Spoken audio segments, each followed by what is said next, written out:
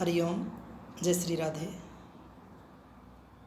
आज हम प्रदोष तिथि के बारे में संक्षिप्त चर्चा करने जा रहे हैं।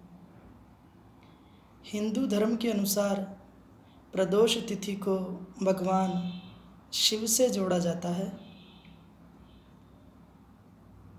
पौराणिक ग्रंथों के अनुसार चंद्रमा को क्षय नामक रोग हो गया था। यह क्षय नामक रोग चंद्रमा को मृत्यु तुल्य कष्ट प्राप्त करा रहा था। भगवान शिव ने त्रयोदशी तिथि को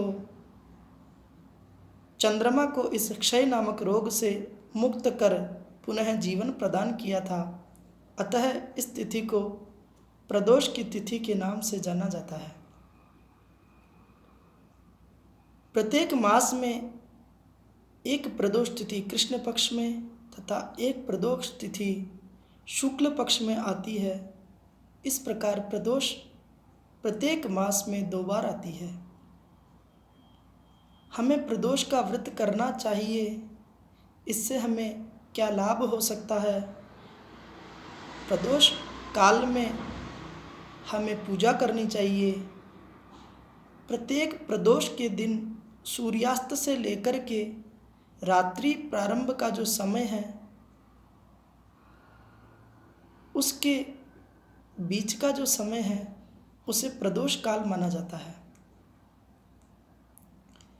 हमें प्रदोष काल में भगवान शिव की पूजा करनी चाहिए तथा कौन से वार से हमें प्रदोष व्रत प्रारंभ करना चाहिए उसके बारे में संक्षिप्त चर्चा हम कर रहे हैं। ज्योतिष ग्रंथों के अनुसार यदि आपकी जन्म कुंडली में सूर्य की स्थिति ठीक नहीं है, सूर्य कमज़ोर स्थिति में है, पिता का सुख यदि आपको प्राप्त नहीं हो रहा है, आपका यश एवं कीर्ति आप बढ़ाना चाहते हैं परंतु आपका अपयश समाज के अंदर फैल रहा है, ऐसी स्थिति में आपको रवि प्रदोष से प्रदोष का व्रत प्रारंभ करना चाहिए।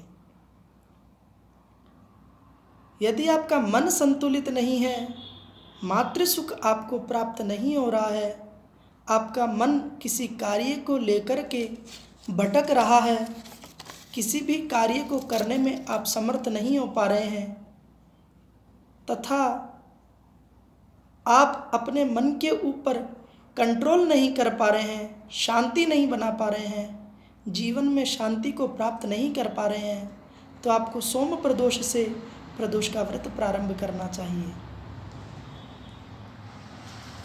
यदि स्वास्थ्य से संबंधित परेशानियां आपको बार बार ग्रसित कर रही है, आपको किसी न किसी प्रकार का रोग बार बार हो रहा है तथा आपके ऊपर कर्जा बना हुआ है, ऋण से आप मुक्ति नहीं पा रहे हैं, तो आपको भौम प्रदोष से प्रदोष का व्रत प्रारंभ करना चाहिए। यदि आपको अपनी बुद्धि को बढ़ाना है, बल को बढ़ाना है तथा ज्ञान को बढ़ाना है, पुस्तकों से प्राप्त ज्ञान को यदि आप समाज में बांटना चाहते हैं तथा विद्या की लाइन में, एजुकेशन की लाइन में यदि आप जाना चाहते हैं और अपने इष्ट को साधना चाहते हैं, अपने इष्ट को प्रबल करना चाहते हैं, भगवत की प्राप्ति चाहते हैं, तो आपको बुध प्रदोष से प्रदोष का व्रत प्रारंभ करना चाहिए।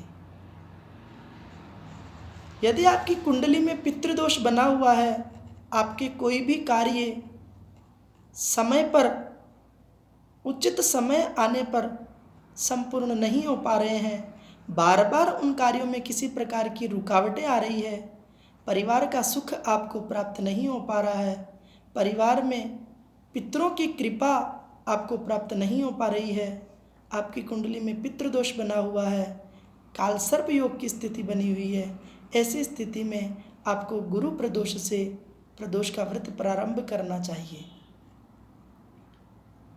यदि पति पत्नी में मनमुटाव है, प्रेम संबंधित प्रेम आपके बीच में स्थापित नहीं हो पा रहा है, तथा वाहन सुख यदि आप चाहते हैं और आपको प्राप्त नहीं हो पा रहा है, तथा आपस में मनमुटाव बना हुआ है परिवार में, खासकर पति पत्नी में, तो आपको शुक्र प्रदोष से प्रदोष का व्रत प्रारंभ करना चाहिए। यदि आपको नौकरी में पदोन्नति प्राप्त नहीं हो रही है, बार बार प्रयास करने के बावजूद यदि आपको नौकरी में परेशानियों का सामना करना पड़ रहा है, तथा कार्य क्षेत्र में विभिन्न प्रकार की रुकावटें आ रही है, कार्य क्षेत्र में काम करने वाले कर्मचारियों से यदि आप सामंजस्यता नहीं बना पा रहे हैं, तो आपको शनि प्रदोष से प्रदोष का व्रत प्रारंभ करना चाहिए।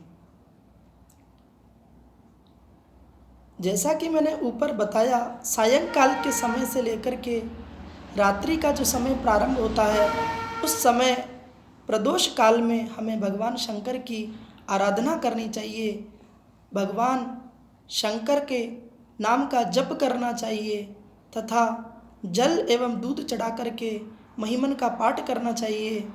तांडव स्तोत्र भगवान शिव को सुना करके उन्हें प्रसन्न करना चाहिए।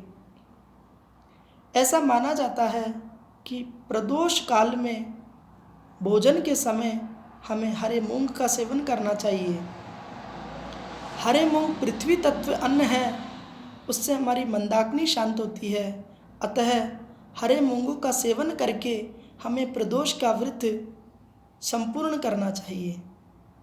अतः हमें भगवान शिव की प्राप्ति के लिए प्रदोष तिथि का व्रत करना चाहिए। जय श्री राधे, हरि ओम।